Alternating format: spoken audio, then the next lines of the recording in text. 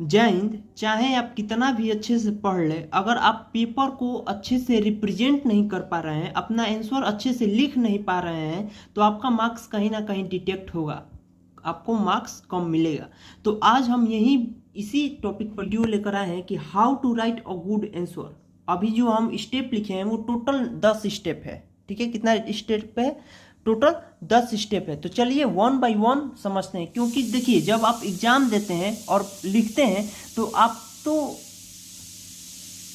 तो जो आपसे क्वेश्चन पूछा जाता है आप उसका आंसर इस प्रकार लिखिएगा कि जो चेक करने वाला है वो आसानी से समझ जाए। क्योंकि आप तो वहाँ पर बताएंगे नहीं कि यार ये इसका मतलब ये लिखा है, इसका मतलब ये है, वहाँ पर कोई बताने वाला नहीं है। आपको जो भी लिखना है, जो भी समझाना है, उसको आप लिख कर समझा सकते हैं। तो चलिए देखते हैं कौन कौन से स्टेप है, कैसे आप एक अच्छे आंसर लिख सकते हैं। तो देखिए पहला जो स्टेप है वो है draw a line both side on the answer sheet. सबसे पहले जब आपको आंसर शीट मिलेगा तो आपको काम क्या करना है, एक दोनों तरफ से एक स्केल से प्रॉपर लाइन खींच लेनी है। जैसे इस तरह देखिए, यहां भी एक लाइन और यहां भी एक लाइन। ठीक है, दोनों साइड से एक एक लाइन खींच लेना है और यहां पर आपको लिखना है। आईसीएसई में जब आपको आंसर शीट मिलेगा तो ये ऑलरेडी दोनों तरफ से लाइन खींचा रहता है। अगर नहीं भी खींचा रहेगा तो आपको खींच लेना है। ठीक है, इससे होगा क्या, आपका जो पेपर है वो अट्रैक्टिव लगेगा।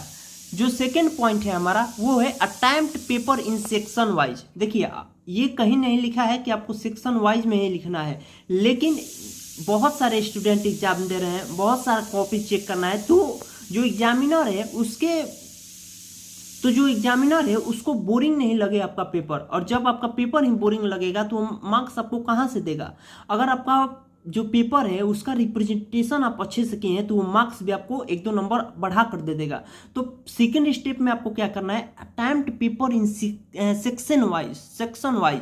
आपको सेक्शन वाइज में पेपर देना है। देखिए जैसे ये क्वेश्चन पेपर है, section 1 attempt all question, section A का जो क्वेश्चन है वो सारे आप अच्छे से लिख लिए। और फिर जो सेक्शन बी है आपको हेडिंग लिख देना है कि सेक्शन बी।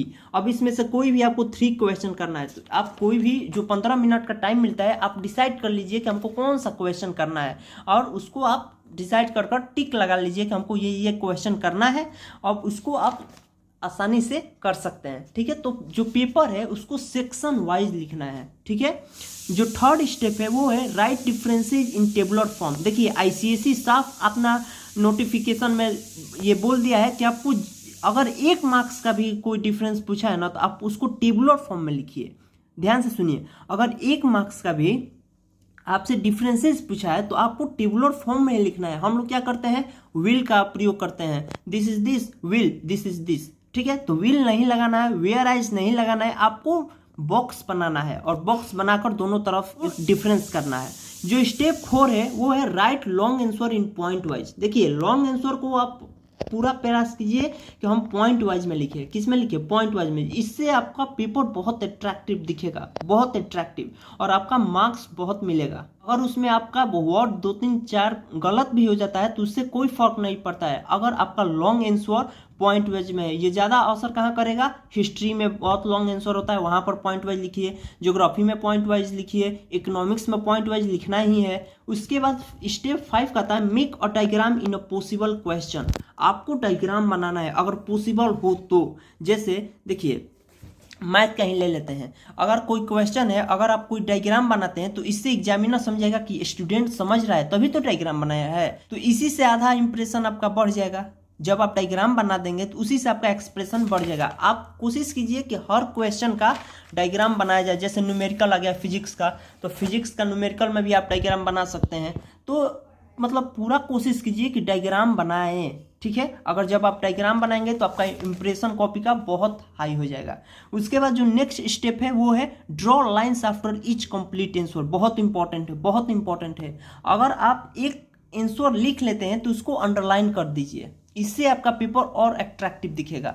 ठीक है, हाँ अगर देखिए, अगर सपोज कीजिए कि यही पेपर है और इसमें सेक्शन बी में सपोज कीजिए कि क्वेश्चन नंबर 3 है, तो अब ये नहीं कि एक बना लिए तो डायग्राम कर, नहीं, अब इसका 1 से लेकर 4 तक पूरा सॉल्यूशन करना है और फिर एक लाइन ड्रॉ करना है। ठीक है, इससे हचपच हो जाएगा, बहुत ज़्यादा हो जाएगा। ठीक है, तो इकोनॉमिक्स में आप एक क्वेश्चन के बाद अंडरलाइन कर सकते हैं, हिस्ट्री में एक क्वेश्चन लिखने के बाद अंडरलाइन कर सकते हैं, लेकिन मैथ्स देखिए यहाँ पर एक क्वेश्चन नंबर 3 में आप कितना क्वेश्चन है, 4 क्वेश्चन है, तो अब इन चारों को बनाने के बाद आपको अंडरलाइन करना है। समझ रहे हैं? क्वेश्चन नंबर 3 में कितना क्वेश्चन है, 1 2 3 और यहाँ पर 4, तो ये चारों को बनाने के बाद आपको अंडरलाइन करना है। लेकिन हिस्ट्री में आप एक क्वेश्चन लिखे, एक आंसर लिखे, आपको अंडरलाइन। इकोनॉमिक्स में एक क्वेश्चन दिया है, उसका आंसर लिखे, एक अंडरलाइन। समझ रहे हैं ना? उसके बाद जो हमारा पॉइंट है वो है don't start and answer at the end of the paper और the bottom of the page. इसका मतलब क्या हुआ कि आपको देखिए बॉटम ऑफ द पेज यानी यहाँ से हम नहीं लिखना है, यहाँ पर आपका एक आंसर कंप्लीट हुआ, यहाँ पर एक अंडरलाइन लिखिए और सिंपल लिखिए। क्या लिखना है आपको? PTO, please turn over. ठीक है, प्लीज टर्न ओवर, आपको PTO लिख देना है। जब भी आपको यहाँ पर आंसर खत्म हो जाए तो आपको PTO लिखना है, यहाँ से स्टार्ट नहीं कर देना है। इससे क्या होता है, एग्जामिनर का कंसंट्रेशन टूटता है। आपको नेक्स्ट पेज से स्टार्ट करना है। अगर यहाँ पर लिखेंगे तो यहाँ पर पढ़ेगा, फिर यहाँ से रुक जाएगा, फिर अब यहाँ से स्टार्ट करेगा। नहीं, आपको स्टार्ट यहाँ से करना है।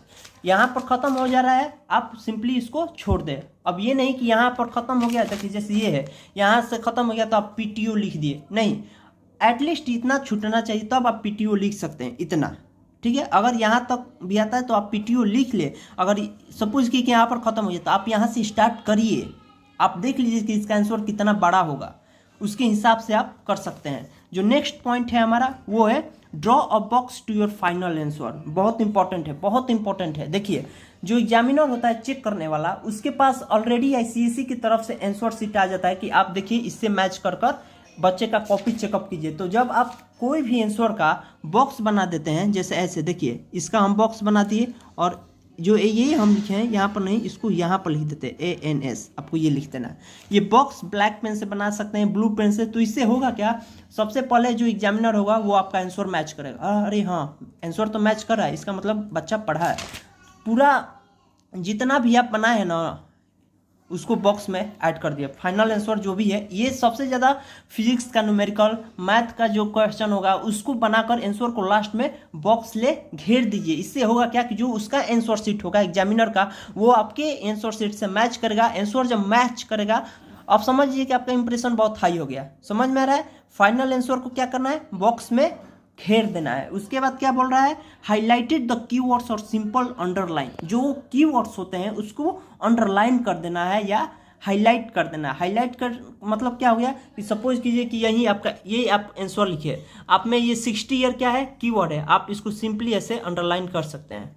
चलो भैया, हाँ देखिए अंडरलाइन सिंपली 60 ईयर को ऐसे कर सकते हैं। तो वहीं बोल रहा है कि हाईलाइटेड द कीवर्ड्स और सिंपली अंडरलाइन। अब मोस्ट इंपॉर्टेंट क्या है, मोस्ट इंपॉर्टेंट स्टेप है कि पॉइंट्स को ब्लैक पेन से लिखना है और एक्सप्लेन ब्लू पेन से करना है। अब इसका मतलब क्या हुआ, जैसे देखिए क्वेश्चन आ जाएगा कि लिखिए write some point on the role of the entrepreneur in economic development. आपको करना क्या है कि ये जो पॉइंट है ना, perform the role of an administrator, इसको ब्लू पेन से नहीं लिखना है, इसको ब्लैक पेन से लिखना है। इतना को ब्लैक पेन से लिखना है और इसको एक्सप्लेन 2-3 लाइन ब्लू पेन से करना है। इससे आपका जो कॉपी है उसका एक्सप्रेशन बहुत हाई हो जाएगा आप दोस्त। ठीक है, फिर से सुनिए, जो आपका ये मेन पॉइंट है perform the role of administrator, इसको ब्लू पेन से लिखना है। जैसे यहाँ पर है perform the role of coordinator, इसको ब्लैक पेन से लिखना है, इसको भी ब्लैक पेन से लिखना है और एक्सप्लेन आपको ब्लू पेन से करना है। जैसे यहाँ पर है proper utilisation of labour force, इसको ब्लैक पेन से लिखिए और एक्सप्लेन इसको ब्लू पेन से कीजिए। Proper marketing of the finished product, इसको आप ब्लैक पेन से लिखिए, ब्लैक पेन से, और एक्सप्लेन इसको ब्लू पेन से कीजिए। जब ये सब आप स्टेप फॉलो कर देते हैं तो आपका जो आंसर शीट का एक्सप्रेशन होगा वो बहुत हाई होगा और जो आपका मार्क्स होगा 5 to 10 मार्क्स ऐसे ही बढ़ जाएगा। बिलीव में हम ऑलरेडी सारा स्टेप फॉलो कर चुके हैं, बहुत इंप्रेशन क्रिएट होगा भाई। बिलीव मी, आप एक कॉपी लीजिए और ये सारा स्टेप फॉलो कर कर उस कॉपी को देखिए कि कितना उस पर इंप्रेशन हो रहा है। ठीक है, क्योंकि देखो बहुत सारा कॉपी जाएगा एग्जामिनर के पास, तो आपका कॉपी कुछ अलग दिखना चाहिए ना, अलग दिखेगा तभी तो आपका मार्क्स भी अलग मिलेगा। अगर सारे स्टेप आप फॉलो कर लेते हैं तो आपका एक्सप्रेशन जो कॉपी पर होगा, जो रिप्रेजेंटेशन होगा वो बहुत हाई होगा और बहुत क्रिएटिव होगा। तो आई होप कि आपको समझाने में हम सफल हुए होंगे कि एक अच्छा आंसर कैसे लिखा जाता है। आप मन लगाकर पढ़ाई कीजिए। और लास्ट में हम यही कहेंगे कि जब आंखों में अरमान लिया, मंजिल को अपना मान लिया, है मुश्किल क्या आसान क्या, जब ठान लिया तो ठान लिया। अब ठान लिए हैं भाई कि 90% से ऊपर लाना है, तो सबसे अहम जो भूमिका निभाएगा ये आपका स्टेप निभाएगा, ये आपका रिप्रेजेंटेशन स्टेप निभाएगा दोस्त। और आप जरूर कमेंट कीजिएगा कि आपको कहाँ पर दिक्कत हो रहा है, कोई टॉपिक समझ में, कोई भी सब्जेक्ट हो, अगर कोई स्पेसिफिक टॉपिक है तो आप कमेंट कीजिए कि भाई हमको ये टॉपिक नहीं समझ में आ रहा है, या यहाँ पर हम क्या करें, या और भी अगर आपके माइंड में कुछ क्वेरी है तो आप जरूर पूछिएगा। मिलते हैं नेक्स्ट वीडियो में, तब तक के लिए आप पढ़ाई करते रहिए। जय Hind, thank you so much.